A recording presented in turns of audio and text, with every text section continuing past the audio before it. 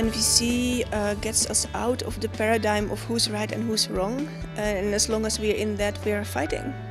Because when I'm right, you're wrong, and the other way around. And NVC opens up a space where I have my truth and you can have yours, and it's not about who's right and who's wrong. It's more about understanding. Oh, okay, now I see how this is for you, and now you know how this is for me. And this, we all have this need of really being understood, and being seen for how things are for us. So that's skill, that ability really creates whole new spaces for peace building. Մինչ այս ծրագիրը ոչ այդքան հստակ է պատկերացնում ոչ բռնի հաղորդակցություն կոնցեպտը։ Գաղափար չունեի ոչ բռնի հաղորդակցության մասին, սակայն այս ծրագրի շնորհիվ բացահայտեցի ինձ համար այնպիսի սկզբունքներ, ինչպիսիք են լսել ինքդ քեզ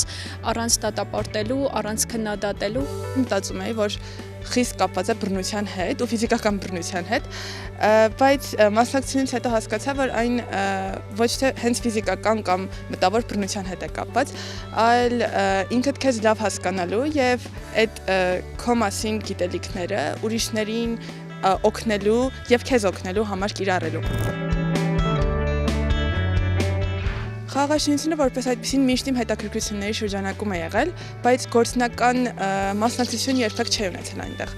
Սա հնարավորություն է ինձ համար վերջապես մուտք գործելու խաղաղաշինության դաշտ։ Ծրագրին դիմել եմ հետաքրքրությունից դուրս գալով, իմացա, որ ծրագիրը վարելու է Սինտան, ով տարածաշրջանում ունի փորձառություն խաղաղաշինական աշխատանքներում։ Կարևոր էր մասնակցությունս, որովհետև այստեղ ծանոթանում եւ ավելի մանրամասնությամբ ես ուսումնասիրում այն հիմնական կոմպոնենտները, որ ներառում է ոչ բռնի հաղորդակցությունը։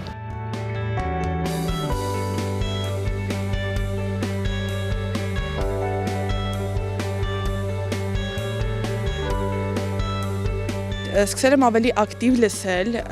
եւ փորձել չընդհատել, երբ խոսում են, որը շատ կարեւոր եմ համարում, այսինքն այն խոսքը, որ պետք է լսել, նոր սկսել պատասխանել, վերջապես սկսել է իրական կիրառություն ունենալ իմ կյանքում։ Բացի դրանից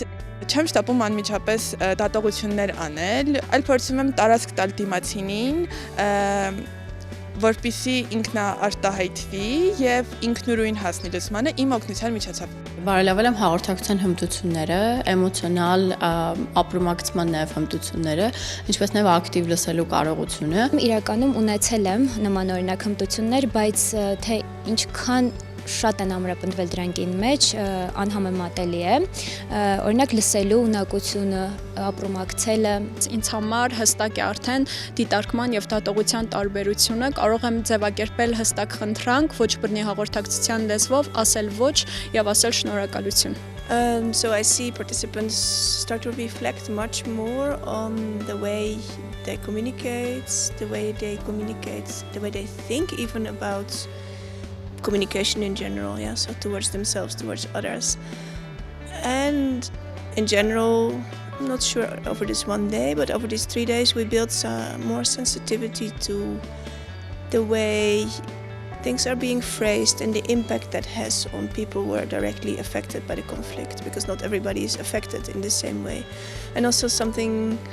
one of them shared, that they really now sense that they cannot know what it is like for another person to be in that situation. So they should listen more and gain more information. And that's for me that's a really valuable point, to know that you don't know.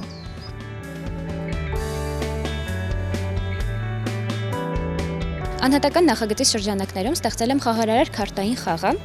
որը միտված է ոչ բռնի հաղորդակցության մշակույթի զարգացմանը մեր հասարակությունում։ Ներառում են տարբեր քարտեր, որտեղ որ ներկայացված են տարբեր սիմուլյացիոն իրավիճակներ, դիցուկ։ Զրույցի ընթացքում ինչ-որ մեկը քեզ ասում է, դու միշտ չափազանցնում ես։ Ինչ զգացմունքներ կարող են առաջանալ,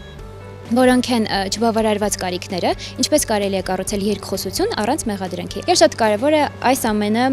գործածելով կառուցել խաղաղ երկխոսություն, որպեսզի դիմացինը նույնպես հասկանա մեզ։ Ծրագրի շրջանակներում հեղինակել եմ ոչ բռնի հաղորդակցությանը նվիրված առաջին հայալեզու գրքույկը, որտեղ համապարփակ ներկայացված են ոչ բռնի հաղորդակցության գաղափարը, սկզբունքները եւ բաղադրիչները։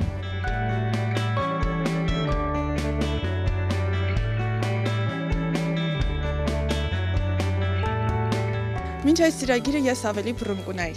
Հիմա ես ավելի ներդաշնակ եմ ինձ հետ։ Ամենամեծ փոփոխությունը, որ ես զգացի, դա կարիքների նշանակությունը հասկանալն էր։ Ունենալով այս գործիքը, ես կարողանում եմ կոնֆլիկտային իրավիճակներում ավելի խորապես հասկանալ իմ զգացմունքները եւ կարիքները, ինչպես նաեւ դիմացինինը եւ փորձել գտնել այն եզրերը ընդհանուր, որոնք որ մենք ունենք եւ կիսում ենք։ Մինչ այս ծրագիրը ես էլի Լիլիթն էի, բայց ներկա Լիլիթը շատ ավելի էմպաթիա ունի իր մեջ կապված կոնֆլիկտների եւ կոնֆլիկտատին իրավիճակների հետ։ Մինչ այս ծրագիրը ես գործածում էի բարոյագիտական դատողություններ, իսկ ծրագրից հետո ես փորձում եմ առավել օբյեկտիվորեն անդրադառնալ երևույթներին եւ իրադարձություններին։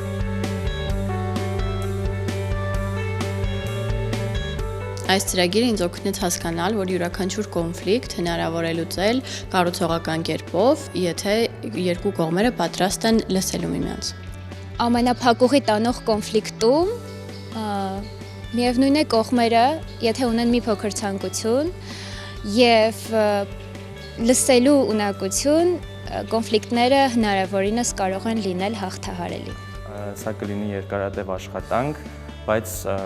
պետք է շարունակենք, որպեսզի հասնենք մեր ուզած արդյունքներին։ Ոչ բռնի հաղորդակցությունը հենց խաղաղաշինությանը նպաստող արդյունավետ գործիք է եւ կարծում եմ, որքան շատ տարածվի ոչ բռնի հաղորդակցությունը, այդքան հնարավոր կլինի խաղաղությունը։ Հնարավորության դեպքում սիրով կկազմակերպեմ միջոցառումներ, որոնք